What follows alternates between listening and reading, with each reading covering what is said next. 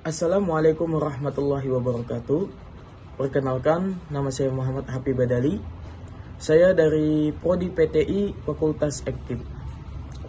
Jadi, di sini saya ingin menjelaskan mengenai materi tentang Standar Nasional Pendidikan Penilaian. Oke, sekarang kita lanjut dan masuk ke dalam materi. Ya, sekarang kita sudah masuk ke dalam materi yang mengenai Standar Nasional Pendidikan Penilaian. Oke. Standar Nasional Pendidikan. Di sini ada penjelasannya. Standar Nasional Pendidikan atau bisa disingkat dengan SNP, yaitu merupakan kriteria minimal tentang berbagai aspek yang relevan dalam pelaksanaan sistem pendidikan nasional dan harus dipenuhi oleh penyelenggara atau satuan pendidikan di seluruh wilayah hukum negara Kesatuan Republik Indonesia. Nah, di sini juga fungsi dari Standar Nasional Pendidikan. Standar Nasional Pendidikan berfungsi sebagai dasar dalam perencanaan, pelaksanaan, dan pengawasan pendidikan dalam rangka mewujudkan pendidikan nasional yang bermutu. Standar Nasional Pendidikan juga bertujuan menjamin mutu pendidikan nasional dalam rangka mencerdaskan kehidupan bangsa dan membentuk watak serta peradaban bangsa yang bermartabat. Dan Standar Nasional Pendidikan disempurnakan secara terencana, terarah, dan berkelanjutan sesuai dengan tuntutan perubahan kehidupan lokal, nasional, dan global. Lanjut.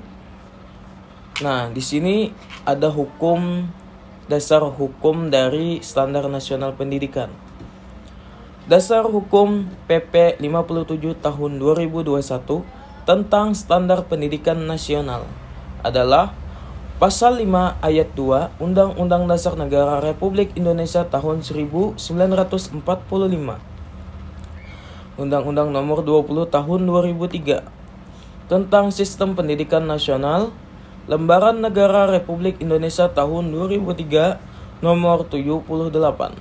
Tambahan Lembaran Negara Republik Indonesia nomor 4301. Undang-Undang nomor 12 tahun 2012 tentang Pendidikan Tinggi, Lembaran Negara Republik Indonesia tahun 2012 nomor 158. Tambahan Lembaran Negara Republik Indonesia nomor 5336. Nah, di sini ada penjelasan mengenai Standar Nasional Pendidikan dalam penilaian. Jadi, Standar Nasional Pendidikan Penilaian digunakan sebagai pedoman bagi pendidik dalam melakukan penilaian hasil belajar peserta didik secara berkeadilan, objektif, dan edukatif. Penilaian hasil belajar peserta didik berbentuk penilaian formatif dan penilaian sumatif. Nah, apa sajakah itu? Penilaian formatif bertujuan untuk memantau dan memperbaiki proses pembelajaran serta mengevaluasi pencapaian tujuan pembelajaran. Nah, sedangkan penilaian sumatif pada jenjang pendidikan dasar dan jenjang pendidikan menengah bertujuan untuk menilai pencapaian hasil belajar peserta didik sebagai dasar penentuan kenaikan kelas dan kelulusan dari satuan pendidikan dilakukan melalui mekanisme yang ditentukan oleh satuan pendidikan dengan mengacu pada standar kompetensi lulusan. Penilaian sumatif pada pendidikan anak usia dini digunakan untuk mengetahui capaian perkembangan peserta didik. Oke, sekarang kita lanjut. Nah, di sini penilaian hasil belajar peserta didik dilakukan sebelum, selama proses, atau setelah pembelajaran yang diolah secara kualitatif atau kuantitatif, dan dituangkan dalam laporan kemajuan belajar sebagai laporan hasil belajar dalam bentuk rapor yang disusun berdasarkan dokumentasi hasil penilaian yang berupa portofolio, pemeran hasil karya, dan unjuk kerja. Rapor itu memuat komponen-komponen antara lain: pertama, identitas satuan pendidikan; kedua, identitas peserta didik; ketiga kelas, keempat tahun pelajaran dan semester, kelima mata pelajaran, keenam hasil penilaian, ketujuh catatan guru, kedelapan kehadiran, 9 kegiatan ekstrakurikuler. Oke, lanjut.